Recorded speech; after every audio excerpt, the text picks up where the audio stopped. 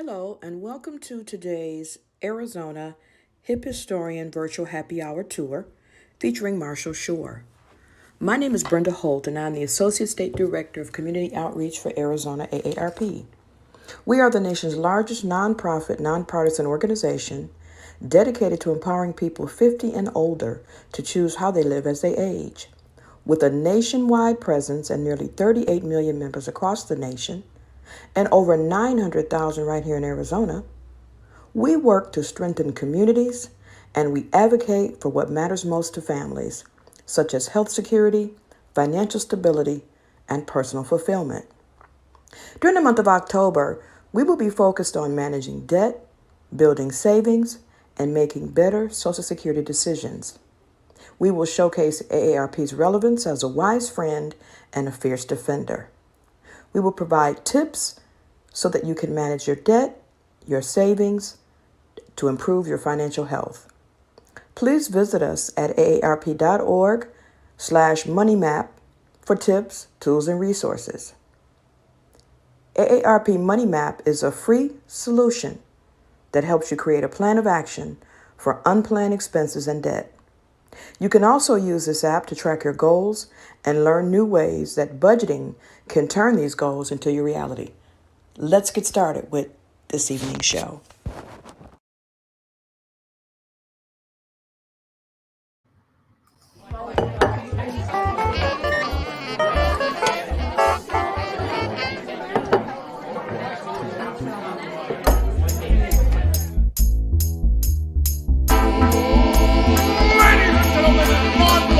Folks, welcome to the show.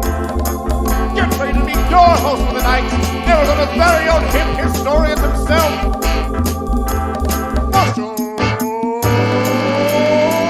Shore. Well, hello, good evening, everybody. I want to welcome you all to Arizona History Happy Hour. My name is Marshall Shore, and have we got a oh-so-fun show for you coming up this evening? We're going to have a grand time. I want to welcome you all on October 7th. Some of you are watching on Facebook, YouTube, some maybe even Twitch, and maybe even we're picking up some folks on Twitter. Now, today we can celebrate all kinds of things. So a little bit of Arizona history. So back in 1926, they discovered in a dry lake bed 3 really big teeth.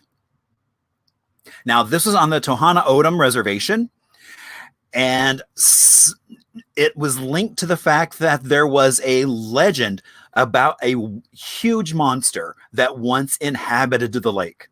So some folks said that this was showing there was proof that that monster existed. Now, it's also National Bathtub Day. Back in 1917, there was a journalist who wrote a fake article about a little neglected anniversary talking about bathtubs and how originally they were considered a public health risk. Up until Millard Fillmore popularized them by putting one in the White House, but he later said that was a completely made-up story. But it still pops its head up, and so today we're celebrating the hoax that is National Bathtub Day. It is also Chocolate-Covered Pretzel Day, so, there's still time to run out and grab yourself some of those delicious little salty, sweet chocolate-covered pretzels. It is also National LED Light Day. That is because back on years ago, there was a Nobel Prize given for the development of not the red, but the light blue emitting diodes. That creation allowed us to now make LED lights that were white. So every year on October 7th, they celebrate LED lights. So there you go. A little bit of things we can celebrate.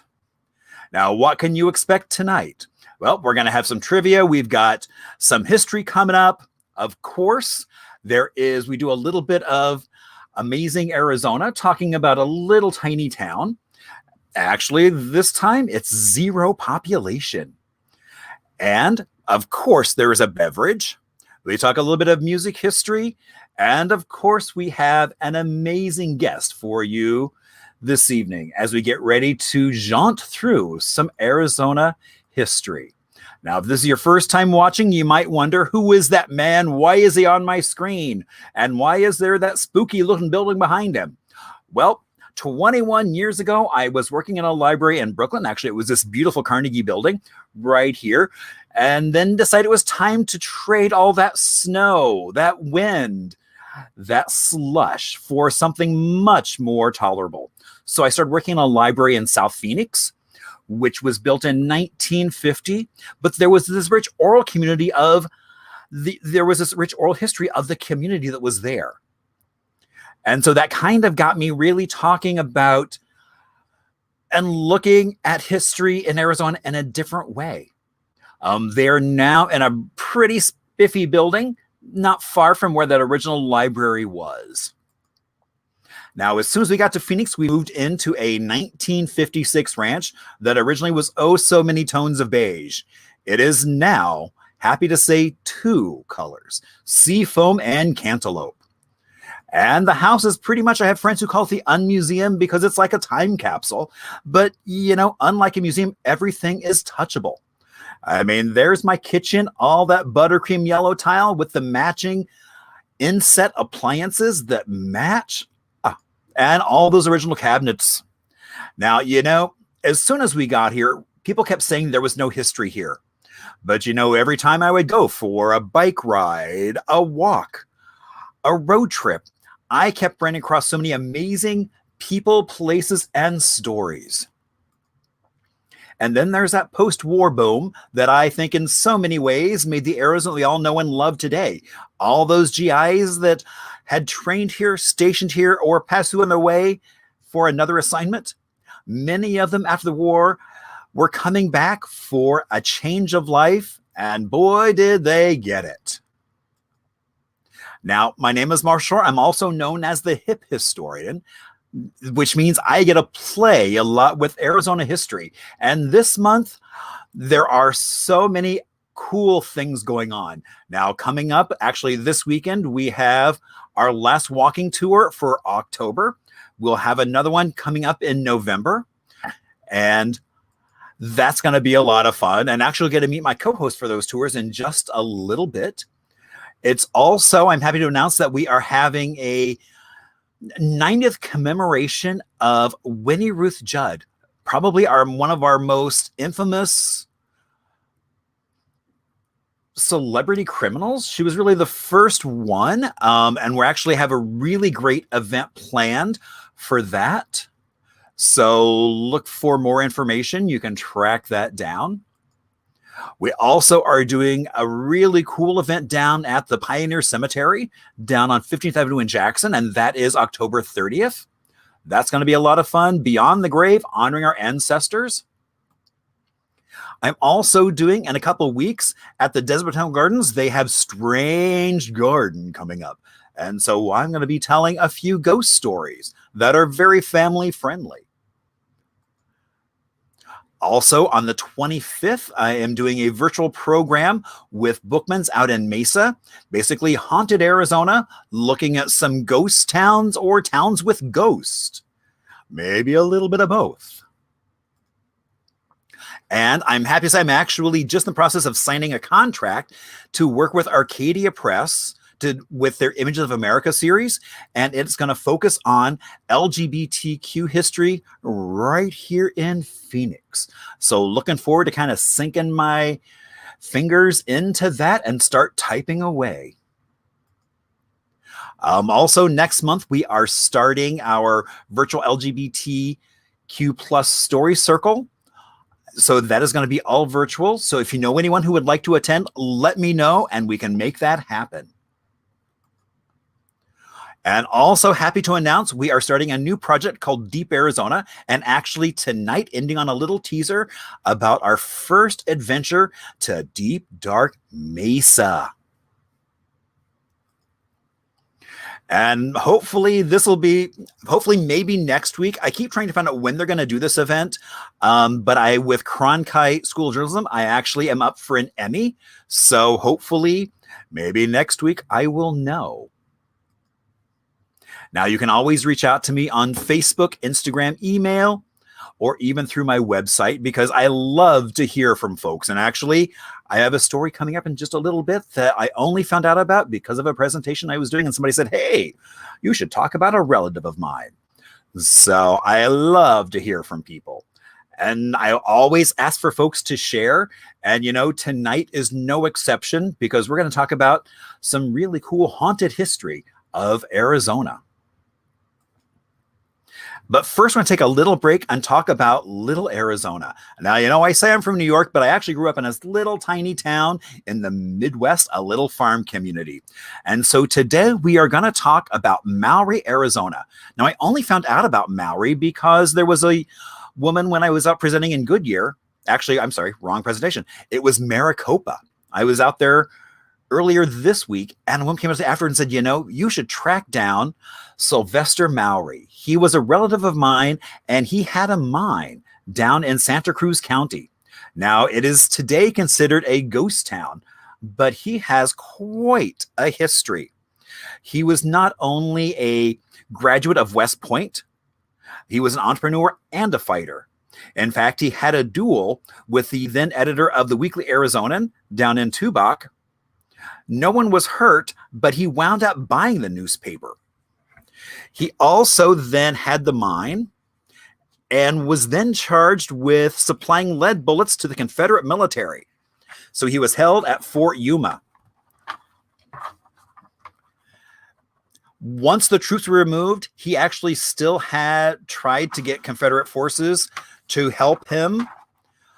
So he was also twice elected delegate to Congress for Arizona before the organization of the territory, but he was never allowed to take that seat. He then wound up dying in the early 1870s off in Britain. And so there you can see kind of Maury at its heyday, when it probably had about 500 residents. Much more than it has today. But, if you get down there, it's near Patagonia, and you can still see some of the buildings that were there. So this is yet another stop to that. It's like, I can now add this, and even though there's not much left of his buildings that he was in charge of, he did write several books. And so I look forward to maybe picking up one of those and kind of learning more about him and his history right here in Arizona. And of course, it would not be a happy hour without a cocktail, indeed. And tonight is no different than any of that. So let me bring on my silent little bartender, and let's see what he's got for us today. So it is called the Bloody Maria. And, the Westward Ho is so good. The Valley Ho. All I have to do is just do that. And there we go. I have my Bloody Maria, a tasty cocktail to enjoy. So cheers. I think it's a perfect cocktail to have as we sit here talking about haunted Arizona. Now, if you're wondering what is in this special cocktail, it's actually made with Choco Flaca Bloody Maria mix, which is done right here in Scottsdale. And the Valley Ho has infused their Tito's with 6 different veggies, so it's a very healthy cocktail, if there is such a thing. Now, we do have a special guest tonight, and that is Debe Branning. So let's bring Deb to the screen. Hello, Deb. Hello, hello. How are you? I am good. And yourself? I am good. I'm good. So good to see you. I know. I hardly ever see you at all. I I know. We just saw each other this morning down at the cemetery. Yeah, we were down at the So, cemetery earlier today. exactly, for a board meeting. So, yeah. So, Deb, so tell us a little about yourself. Well, I'm a paranormal investigator and also an author. I do a little bit of both. I explore and hunt down ghosts, and then I turn around and write stories about them. And they're true stories. I look up information, I do research, read a lot of old newspapers. And so I try to find out why a place is haunted and who it could be haunted by, just from old newspaper stories. So that makes it kind of fun. So I do that, and I play in the cemetery, doing some preservation work there. I collect dolls. I have over 700 celebrity dolls. They're all in boxes, and I do have one haunted one. And what else do I do? Just a little bit of everything. I don't know. I'm always keeping busy. I'm a background actress. That means I don't have to say anything or do anything. Just stand in the background or walk past something. So that makes it kind of fun, just to be these little bit parts I do here and there. Right. So I do that. And I've also been on TV a couple times on some of the paranormal shows. Indeed. We've never been on a show together, but we've both been on some of those paranormal shows, talking about why something might have. Right. Doing the history part of it. Yeah. Right. Exactly. Yeah. Doing that history part. So, and I know you've written a few books, and so I just kind of wanted to highlight. So in case you're wondering, that looks like the collection right there. I know it's a huge collection of books that you've written. So about all over the state. Mm-hmm. So yeah. The latest one is the Route 66 book, and that one was a lot of fun to do because I did it all last year during the pandemic. And I took a little group of friends with me, and we kind of traveled together, and we did it in 4 sections, and we'd go out and about for a weekend, go back home, make sure everybody was still healthy and cool, wait a few weeks, we'd go back out again. And so it was good therapy for us because we kind of learned like, hey, we can still travel, we can still go places. You just have to be a little more careful, but you can still get out there and see the world. So you don't have to be afraid. And so I'm hoping that this book will be, really popular, and people will get back on Route 66 and visit some of these locations.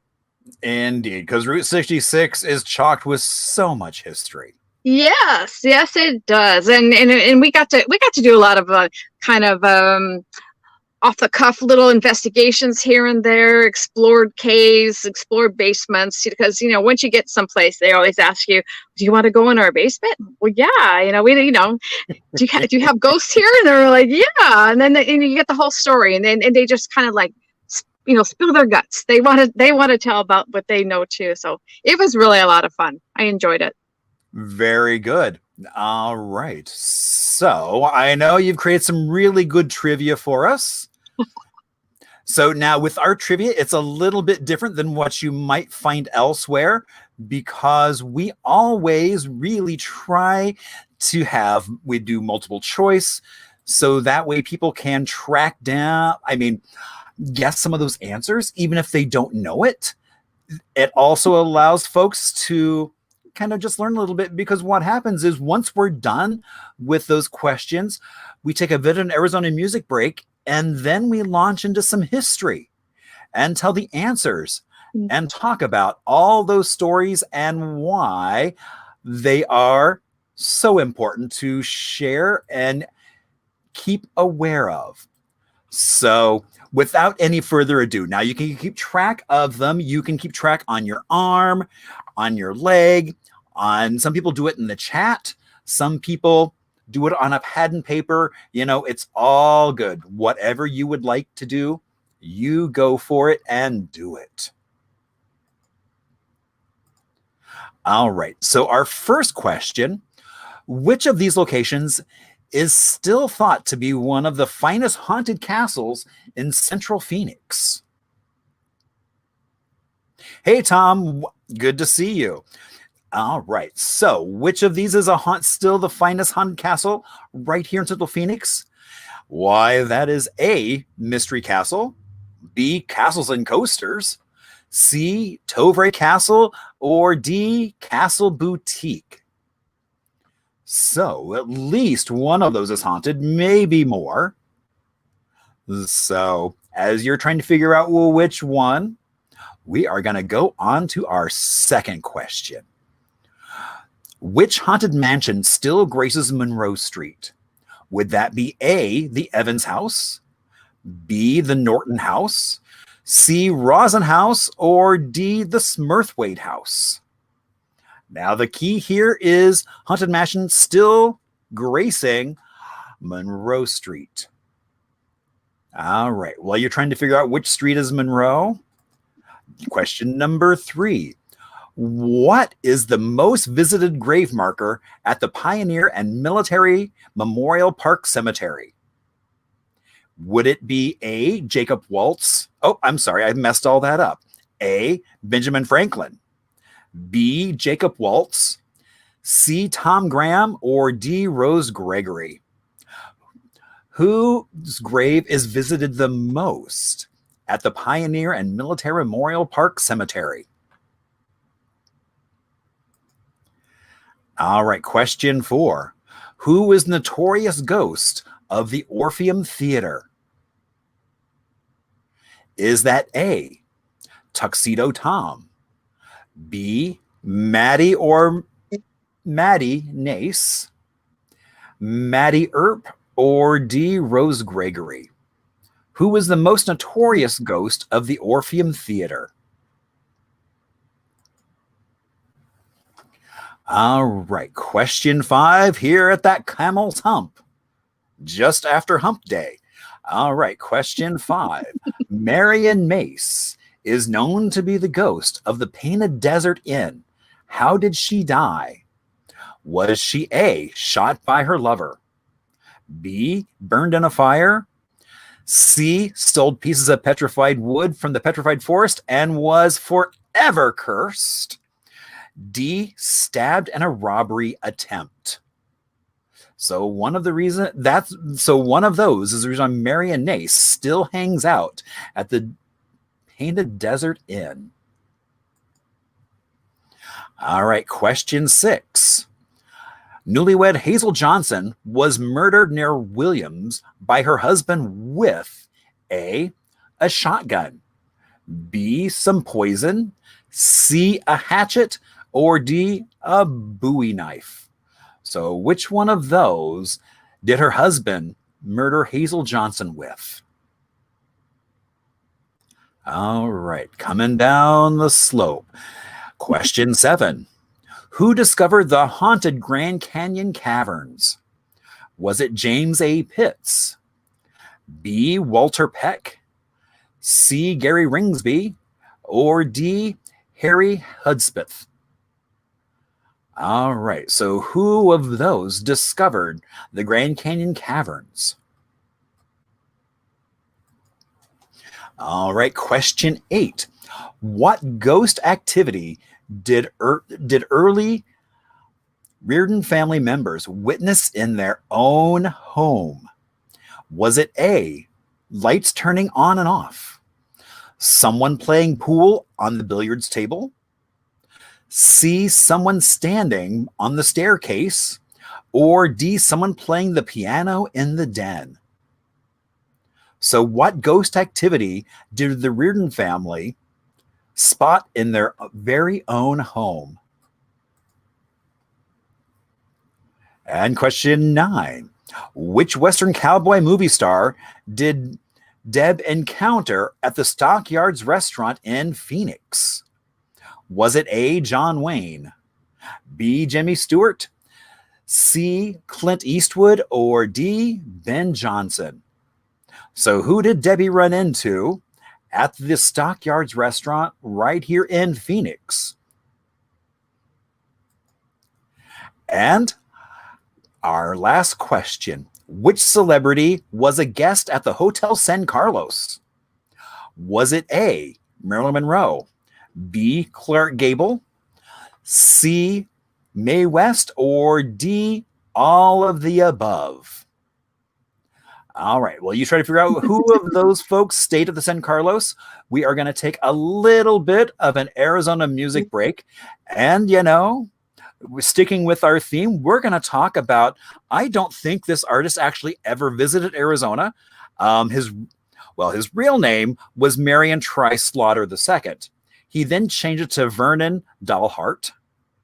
We're going to talk about one of his almost 100 pseudonyms.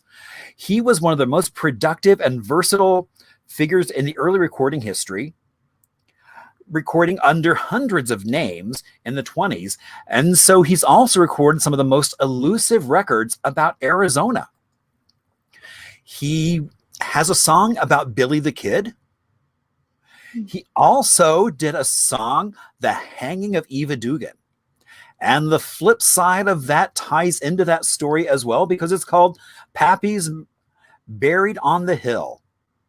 And so, you know, out of all the record collectors I know and music historians, no one has actually ever held either one of these Arizona classics that are very much a part of our history. All right, so who's ready for some answers? Indeed. I see Deb over there. So she's all excited to tell us some stories. So which of these locations is still thought to be one of the finest haunted castles in central Phoenix? And that would be the Mystery Castle. And if you ever have a chance to go there, you'd be amazed. It was, the man who built it was building during the time of Phoenix's building rush. So he would go into town and collect the extra bricks, extra doorknobs, extra glass, and he would haul it all back in a cart back to South Mountain, because it's located down by South Mountain. And that's what he used to build this beautiful castle. And he was building it for his daughter. His daughter lived up in, I think, Washington State with her mother, and they, father kind of wandered off. They didn't know where he went, but he was actually down here, because he thought he had tuberculosis, and he, was building this castle for his daughter. He always promised his daughter that someday when they would, he would build her a castle. And then indeed he did. When he passed away, the mother and daughter inherited the place. They went down there and lived there for years and years and years. When they first got there, there was not even electricity or running water in the place. And so she owned the house forever, and I was fortunate enough to meet her and go on a tour with her. And she would tell us about that the place was haunted when she lived there. Her saw her father on the back staircase, and also there was a story about she used to own Dobermans, and she would use them for protection because she was out there by herself. Out there in South Mountain, there was nothing there back then. Right. And at one time, of course, as pets do, they passed away. And there was some guests that were coming to visit her. And when they got to the gate, they, couldn't come past the gate because two Dobermans ran down to the gate to chase them away. So they end up leaving. But they contacted her, and they came back another time and said, last time, we couldn't get in because your Dobermans, ran us off. She goes, my Doberman's been gone for like 20 years. So Wow. The spirits of her dogs were still protecting the owner of the castle. Yeah. Mary Lou was, was a lot of fun. I did a tour. She was quite the legend. Yeah. She was indeed. And I love that the house is now basically under care of her friends. And so they still give tours of it. And in fact, they're probably opening, if not open now, any day now, because the weather's getting a little They usually cooler. do them in the nicer weather. Right. It can get really hot. They can get really hot and humid there. So they usually, when the weather cools down, they start doing the tours. Exactly. So if you basically take 7th Street all the way down till there is no more 7th Street, you're pretty much there. You're pretty much there. And it's marvelous to walk through it and see all the, little renovations he did to this building to make it what it is. Little tricks on running water. So all the extra water would go out to the gardens, and there's all kinds of little secret dog houses and all kinds of cool things in the house. He just was very, very, had all this interesting thought on building this building, and it's just marvelous little castle. Well, and also, it uses a lot of recycled materials. I always tell people it's a great place to take kids, right? Because there's so many things to look at. Yeah, that's it. From a bottle built out, a room built out of bottles, from all the work, broken glass, broken glass, so, broken tile, whatever he could get, he brought back there and built this place. Indeed. So it's a fascinating place to go to if you have not been. Hopefully, a Exactly. lot of you out there have been. All right. So, which haunted mansion still graces Monroe Street? It's the Rosin House, and it is. When you go there in the fall during Halloween and you look at this building, you think that it looks like the Munster House or the Addams Family House, because it's just, with all the Victorian building of it, it's just marvelous. And they don't always, like to say that it is haunted, but we've been in there, and I know I was in there with our friend Cindy, and we were in one room, and she saw a man in a corner, and I'm kind of like, I could see it too. So it's a lot of little ghost stories. And they used to have, the kids used to bring a little deer into the house. They'd sneak it up the back staircase, and then they would get caught, and so the deer would run down the stairs. So a lot of times they still hear like the little patter of feet running up and down those stairs. They go, it's those kids and that deer again. So yeah, take a walk through there. And they do a lot of cool things in the fall for Halloween. They do like old-fashioned seances and little tours in the area. So it's kind of a cool place to go just because of the atmosphere. Right. So definitely worth checking out their website to see what they've got going on. Yeah. Yeah. For October, they do all kinds of fun things. Right. Yeah. They always come up with something new. Indeed. All right. So, who is the most visited grave marker at the Pioneer and Military Memorial Park Cemetery? Without a doubt, Jacob Waltz. I mean, people come, from, the Superstition Mountain Museum, and they are like, okay, we want to see Jacob Waltz. And then we all kind of cringe because it's the very, very, very back cemetery in the very, very back corner. And when it's 120 degrees, it's like, okay, make sure you have water. We're going on a hike. And then we walk back there. We have to cross the street. And yes, he is the most popular person out there. And, he is out there, but he didn't always have such a great reputation too. They had that lost, the Dutchman mine, but everyone's kind of suspects he was high grading from the Vulture mine and then taking the gold and silver out to, the Superstition Mountains, saying, well, look what I found, but when they kind of did the assay work on it, they kind of found that it's from Vulture. So he was kind of a little bit dishonest, but, at the same time, kind of mysterious. And people are always going out to the Superstition Mountains looking for his gold. And I have sat out there by his gravesite while I'm cleaning the cemetery. And I said, can you tell me where it is? I'll put a recorder out there. Just kind of give me a hint where I should go. But I haven't gotten the answer yet. But so he is the most popular person in our whole cemetery. That people come to see. And the story of just the Lost Dutchman is probably one of the most retold stories in Arizona lore. And you're right, people are still out there looking for his gold. But we don't know where the gold is, but we do know where he's buried. Exactly.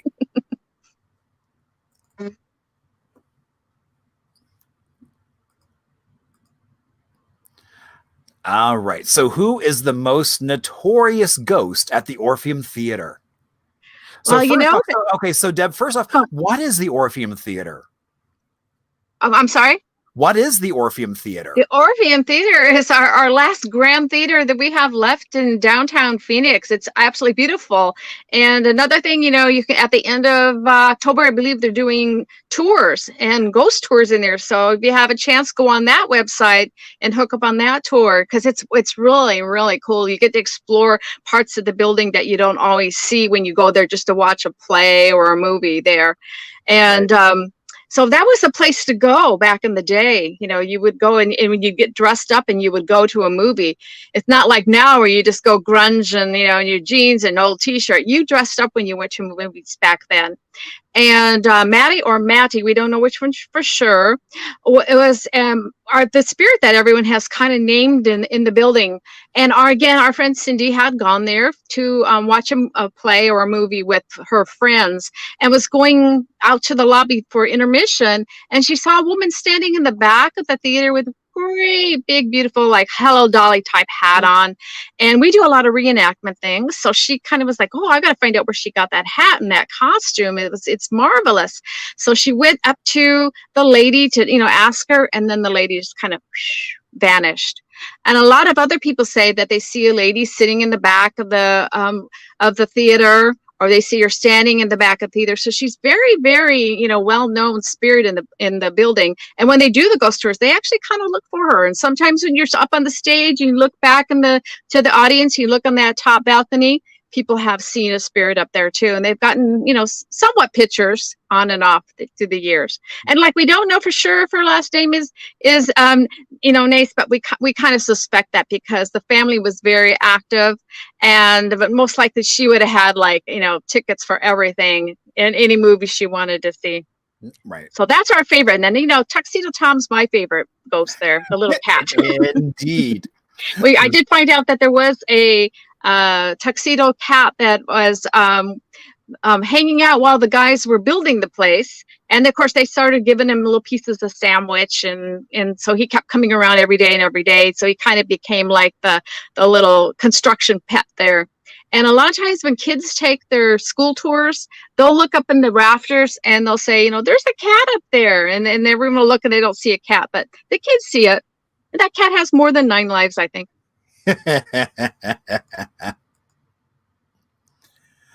All right. So Marion Mace is known to haunt the Painted Desert Inn. How did she die? She burned in a fire. She was running the lodge at the time, and she was a chain smoker. And they always suspected that she had, went to bed, kind of laid, and had her cigarette, because she always had a cigarette in her hand all the time. And she fell asleep, and then the place caught on fire. I guess there was a workman that was nearby that was able to break in and pull her out. So she didn't actually burn completely in the fire, but she died from the smoke inhalation. So it was a big fire that happened there. And I don't know if she sold any petrified wood or not. She could have been cursed. I don't know. But that's how she passed away. And now they see her standing on staircases there, and they see her on and off in the building. And then once in a while, they smell that aroma of cigarette smoke, and they know that it's nobody in the building, because that's a big no-no. There's no smoking allowed anywhere around that building. Right. Yeah.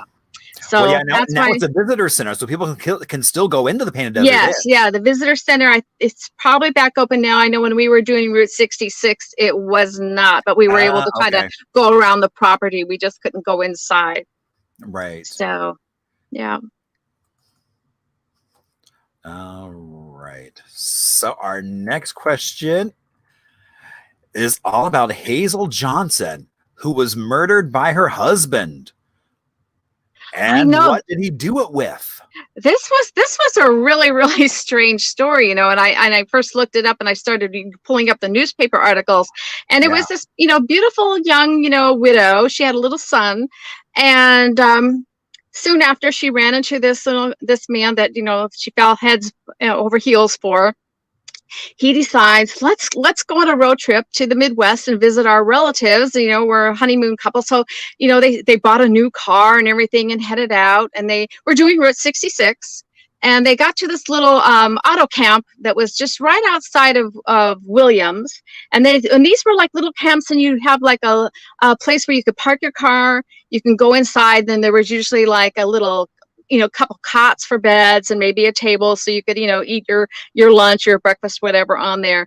And somehow, he had taken out some life insurance policies right after, they were married and before they headed out on the highway. And so he had this little plan in his head. So what he did, is he wanted to tell everyone that he had gone into Williams to get some repairs done on the vehicle. But basically, he just kind of drove around and around and around and around and around in the campground to kind of build up miles. And then during the night, he had a hatchet, and he killed her with this hatchet. Now, the strange thing about it, that he took the hatchet when he was all done, and he thought, okay, well, I got to get rid of the murder weapon. So he opened up the door and he kind of threw it out into the brush. So the next day, when the manager of the grounds came by, and then they had to call the sheriff because here's this woman, chopped with this hatchet. And so, of course, they started doing a little searching around, and they found a hatchet out in the weeds, but it wasn't a giveaway. It had his initials on it. So he wasn't the best, criminal out there. His initials are on the hatchet, so right away they knew who did it. He did spend time in prison, except for the time he escaped, and they found him in San Francisco because he kept calling the prison wanting to know what money he still had on the books. So they were kind of able to trace him down and eventually bring him back where he served out the rest of his time. Yeah, so that was kind of a crazy story. I don't know. Indeed. And so the hatchet itself is actually down at the Arizona State Archives. Yes, that's right. Yes. And it was funny. I actually did a program and we told this story. And so I wanted to get a photo of it. And so, but they wouldn't let me touch it. It was in this box. And they're like, oh, you're not allowed to touch it, even with white gloves. It's like, oh, no, that is verboten. Do not touch. Just leave Did it have his initials? Could you see his initials? You could see his initials. So that was just, he wasn't the swiftest of criminals, that's for sure. Not at all.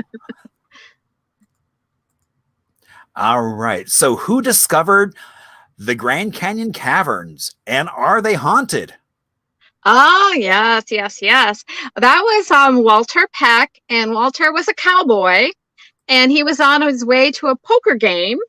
So he was, riding with his horse, and he noticed this big kind of, hole in the ground. So he kind of got off the horse and looked in there, but he goes, it's too dark. I'll have to come back the next day. So he went on to his poker game. Of course, during the game, he told his buddies all about, I saw this, hole. I think it goes down. I can kind of see down there is a cave. Let's go, in the next day and we'll check it out. So they went back and they tied ropes around some of the guys and they went down in there. Sure enough, they thought they were going to get rich. They thought they found a mine with it. They had gold and, all kinds of treasure in there. But then when they finally, got down there with lanterns and looked around, they saw that it was just, a cave and the crystals from a cave and everything. But then, I thought, well, we can still do this. We'll be enterprising. So they started doing cave tours, and that's how you got in the cave in the beginning. They would lower you down with a rope. And later on, they got to where they built like a staircase that kind of went down into the cave. Well, now you get to go on the elevator, of course. But we did an investigation down there, and we got to spend the night in there's a platform down at the bottom. It's kind of like a big motel room. There's, room for probably like 4 or 5 people to spend the night there. And then you can also spend the night up in the bunkhouse. So we had half the group at the bunkhouse and half the people down in the cave. And we kind of would switch back and forth a little bit. And the place is quite haunted, and they tell you like, the rocks don't fall, don't worry about it. And all night long, I could hear was clunk, clunk. And I'm like, I put my hat over my head. I'm like, hopefully I won't be crushed in this. And then in the morning you wake up because it's such a, your hands get all like you've been in the bathtub because of the weather inside the cave. Oh. And you look at your fingers and they're all like wrinkled up and everything like that. But it was kind of exciting like place to be. And the funnest thing we did when we were down there, because we thought, we're going to leave an imprint into the cave for future. So because, they say that caves and the limestone will hold memory. So they had a stereo hi-fi set down on that platform. So we're going through the albums and we found, Elton John. So we put Elton John albums on. And so there was like 4 or 5 of us, with our hairbrushes singing The Bitch Is Back. And so we're thinking someday someone's going to be staying down there and they're going to hear, Elton John music going and a bunch of girls singing The Bitch Is Back. But it's a very cool place. And I'm so glad Walter Peck found it. Indeed. It's an amazing place. If you get a chance to go, so what did you think of the elevator ride going down? I didn't like that too much at all. And then once you get down there, if someone goes back up and doesn't shut the door, you can't single the elevator would come back down. And that night after Oh. we spent the night there, we all had to go to the bathroom the next morning. and we couldn't get any, but we're buzzing, and nobody could hear us up there. And we're like, what are we gonna do? We're like, we're gonna start looking for the trash cans, And finally they heard us buzzing, because otherwise you'd have to go up this ladder inside the elevator, and like none of us we're going to be brave enough to do that. Completely, I agree. Yeah, and it was kind of odd when we were there. We were there kind of during the season when there's not a lot of tourists, and we were kind of invited in by some of the people that actually work there, and so it was kind of like, the hills has eyes while we were there, and so the next day we're thinking we're gonna get eaten if we don't like offer some of our food, because we always, when we do events, we always take tons of food. So we had like chili, or sloppy joes, we had chips and stuff. So the next day, we thought the only way we're going to get out of here alive is we offered them a bunch of our food. And then it was like, go.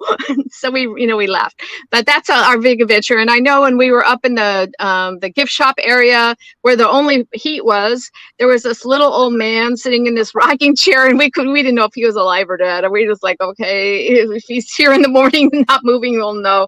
But it was quite an adventure, I would say. But definitely you want to go there. Indeed, and it's such an iconic classic of Route 66 as well. Yes, it's Route 66 all the way.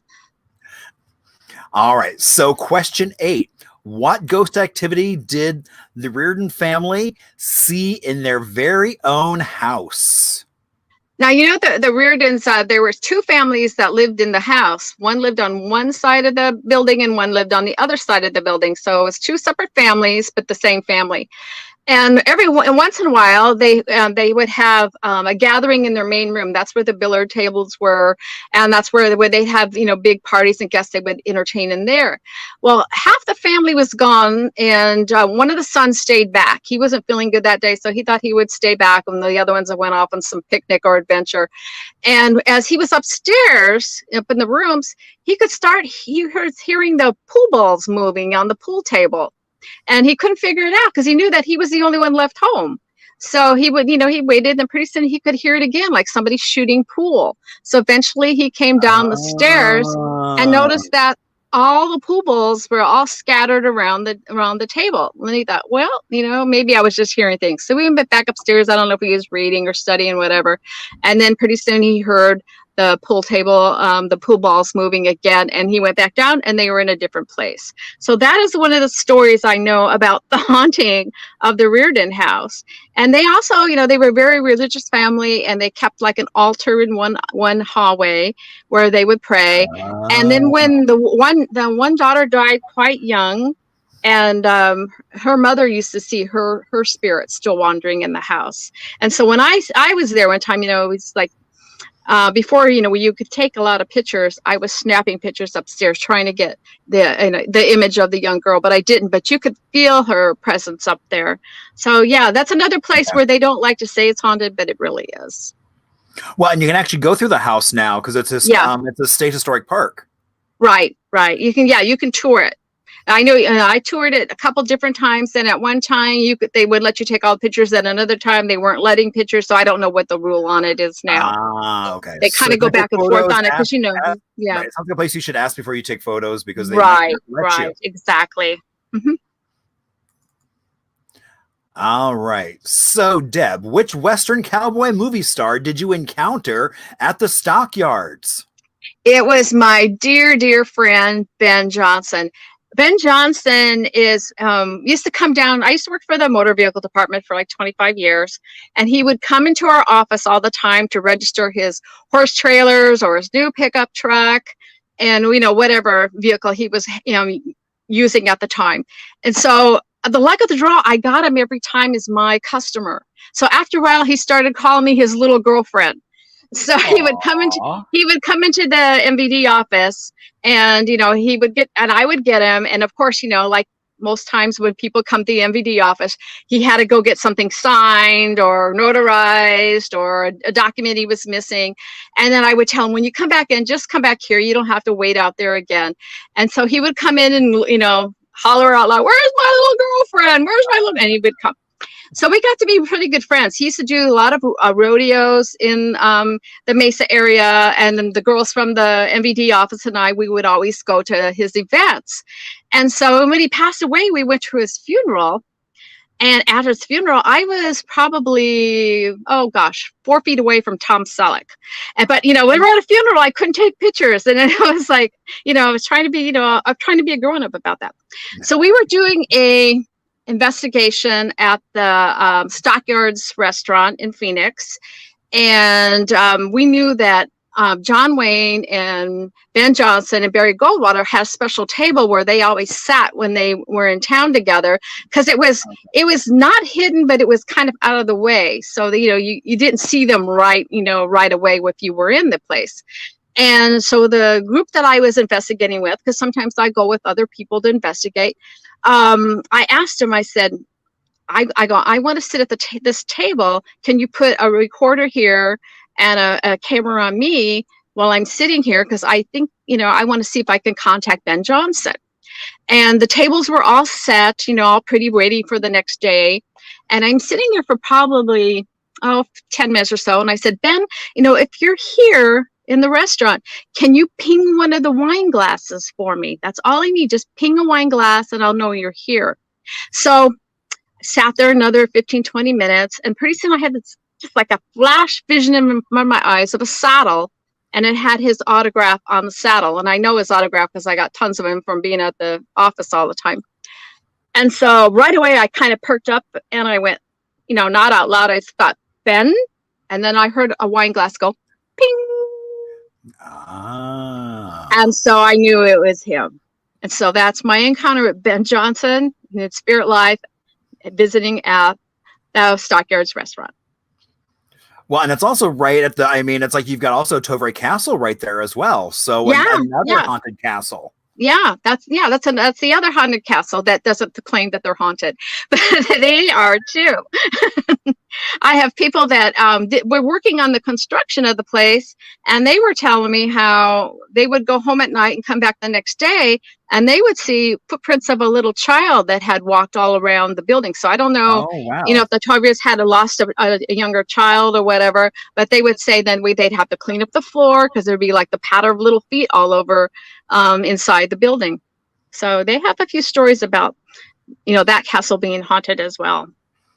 Indeed. So Anita asked, what was Ben Johnson in? So what movies? Yeah. He was in almost every single John Wayne movie. In fact, when he would come to the MVD office, he would introduce himself as, I used to hold John Wayne's reins of his horse. You probably never noticed me because I was holding, John Wayne's horse's reins. But he was in tons of John Wayne movies. Then he started doing a lot of movies at the end with Tom Selleck, like in the Sacketts and some of those movies. Okay. He would always play like, an uncle or, a grandfather of some important person, but he was in a lot of Westerns. And then he was in that movie about the Mighty Joe Young or something like the monkey movie, the ape movie way back when. Yeah. He was an actor for a really long time. Yeah. And he was a real cowboy. So when you see him ride a horse, and I remember at his funeral, Harry Carey Jr. was there, and he says, when you see him riding a horse, he's like part of the horse. He just kind of glides. And now whenever I watch a Ben Johnson movie, I watch for that. And I can be in another room. I can be like in the back of the house, and Ben Johnson comes on the screen. I hear him, from way back there. I know his voice. He's got a distinct voice. So wonderful actor, very kind man. Nice. All right. Well, here we are at our very last question. And shockingly enough, it's about the San Carlos. Our favorite hotel. Indeed. So which celebrity was a guest at the Hotel San Carlos? All of the above. These, this was a place to stay. This hotel and the Westward Ho were the two, the highlights of Phoenix at the time. We didn't have all those big resorts up in Scottsdale. When they came to Phoenix, they usually came on the train. They got off the train, took probably, buses, taxis, whatever, up to these, either the San Carlos or they went to the Westward Ho. And they were both built about the same time. But one of the most famous guests at the San Carlos, of course, is Marilyn Monroe.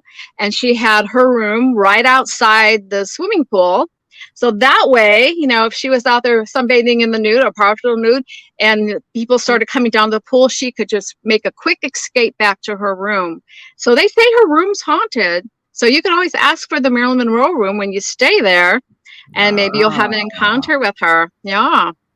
So well, Mae West also stayed there when Mae West, yeah. A lot of famous people stayed there, and they have like a little walk of fame right outside. Right, they've got a little walk of fame right outside. Yeah, you can see some of the guests. Yeah, some of the guests there, and of course, there's always been the rumors that John F. Kennedy was up there at the Westward Ho. Marilyn was over at the San Carlos, and they kind of made their way back and forth and through the secret tunnels, or probably Secret Servicemen moved them. I don't know. Right. I mean, but they were away from prying eyes, so nobody would see if they were commingling. They could have their rendezvous in peace. Yes. Indeed. Well, and Sarah's already on the ball because our last question is, how did you do? And I always love to say, it's not how well you did, but look at the stories.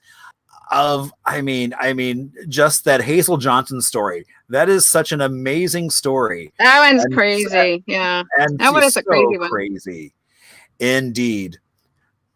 So, yeah. So it's, we're all winners. No matter what your score, you are indeed a winner. Indeed. So, Deb, thank you so much for coming on and sharing some of your stories. And cheers from Route 66. I'm going to get my bottle up here. Oh, that's right. I didn't even. Oh, I forgot to ask you so, Deb, what are you drinking? I'm drinking Route 66. I can't be a root beer. Oh, there we go. All right. I saved the bottles because I thought they would be great for my tables when I sign books. Put flowers in them. Nice. I save everything. You can know, quarter lady. And $700 you've saved. Yeah, the $100. Yeah, all the dolls and bottles. Yeah, and don't forget, sign up for the walking tour this weekend. I don't know if we're full yet or not. Nope, we still have some space left in that. And then I just put up on Facebook the event for the 23rd, which is the bus tour. The bus tour. If you don't want to walk, get on the bus. Exactly. We'll go to some different places. Yeah. Right. And because I finally remembered to bring out my bell because we started talking about this earlier, I was like, I'm just going to ring the bell because I have a bell. So, Deb, thank you so much for joining us this evening. Thanks for having me on. It was fun. Indeed. So have a great rest of your night, and I will see you very soon. I have no doubt. Indeed. Mwah. Smooches. Bye. Bye. Oh my gosh. Wasn't that fun? So now you see why I say share, because you kind of... Oh yeah, Cindy, we talked about the cemetery tour a little bit. So we've got one coming up, which is on the 23rd, which is a bus tour, and you actually get a chance to explore the cemetery because it's open house as well. So you get a chance to just kind of wander the cemetery. There'll be some folks to kind of help guide you around, talk about some of the folks that are buried there. And then there is that October 30th event where we'll have people who are actually portraying folks who were buried there, as well as a whole host of other experiences as a way to get not in tune with just Phoenix and Arizona history, but even your own history. That's why we're calling it Beyond the Grave, honoring our ancestors, because we're honoring all ancestors. See, that's why you should share, because you kind of never know quite where the stories are going to come and go. So now it's time for show and tell. So if anybody, so the New Times just came out today. And so one of my favorite signs in, I would say, all of Arizona is actually on the cover. Oops, we went a little bit too far. So it is Mr. Lucky's. So if you get a chance, go pick it up because there's a great article on kind of the history of Mr. Lucky's that Benjamin Leatherman wrote. And he he tracked down like Barb Sikora, who actually opened Mr. Lucky's, had it built, commissioned Glenn Guyette to do that. So the sign was done by Myers Lieber under the direction of Glenn Guyette. And so it is just so much. I got a chance to just kind of glance. I didn't get a chance to read it at full length because there was a lot of information in it.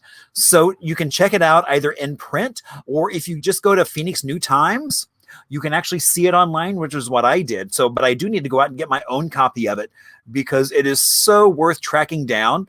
And there's an event coming up where they'll have JD Sloan playing, who was basically one of the house bands for a while. He also owned it for a period of time as well. So you'll want to check out the new issue of the New Times for that great in-depth history article of one of the most iconic music venues in all of Arizona. So famous that it's in the Arizona Music Hall of Fame. It has been on several album covers, featured in music videos. So I never got a chance to go to Mr. Lucky's in its heyday. I know a lot of folks did. They even they were doing like Friday night family karaoke. So I've got a lot of friends who went there as kids. And so sadly, I never got that chance. But you can find out much more about Mr. Lucky's with Benjamin's article, which is well worth reading, either online or in print. Next week, we have Quincy Ross, who is kind of a local legend. He's seen as an icon on so many levels. So we're going to have him talking about things like architecture and all kinds of fun things. And so that's going to be a really good show as well.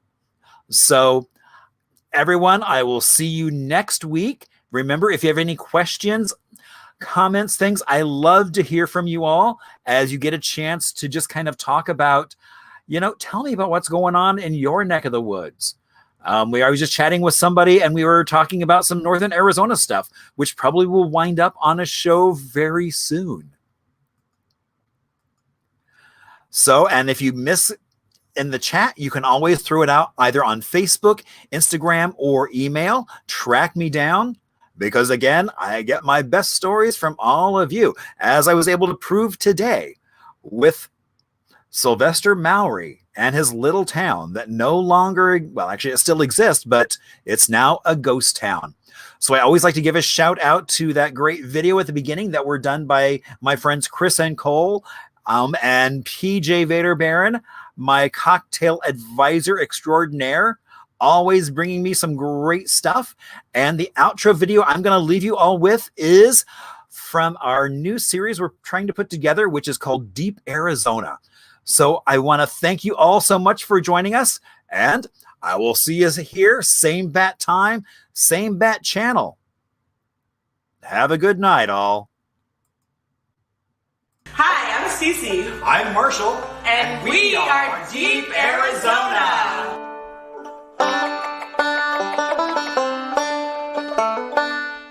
Hey, Cece. Hey, Marshall.